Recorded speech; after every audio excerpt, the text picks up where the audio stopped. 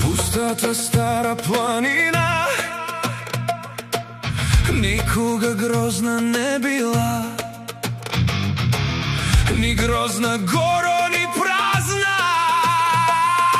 Зима е пълна с овчари, лете с млади юнаци, под всяко дърво и юнак, до всякой камък и байрак. Вървеше, че кой вървеше? Стефан Караджа от Туза. Вторият беше, вървеше Хаджи Димитър от Сливен. Третият беше, вървеше Баба Джан Филип Войвода.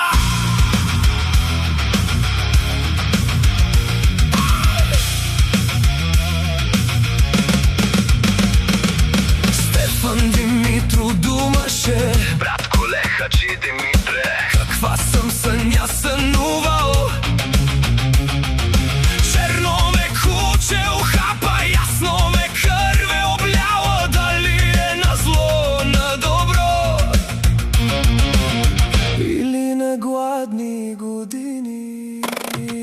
Димитър дума Стефано, Стефан е млади войводо, всичко е, брате, на добро.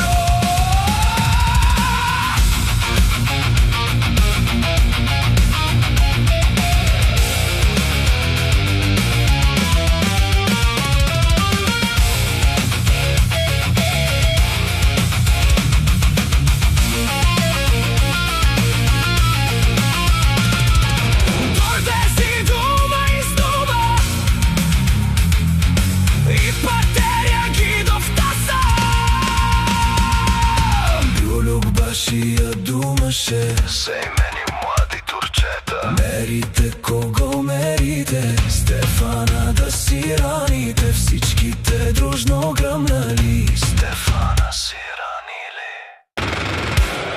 Стефан дружини извика, дружино вярна сговорна, дръжте са, не съставайте,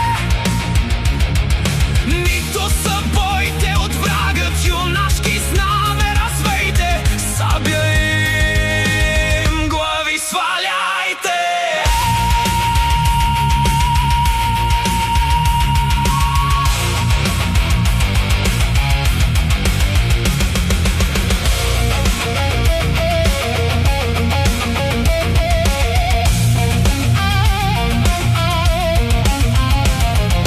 Дружина се разпалила,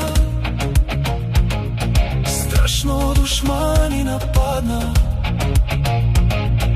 Бюлюк башия жив хвана и в гъста гора отведе.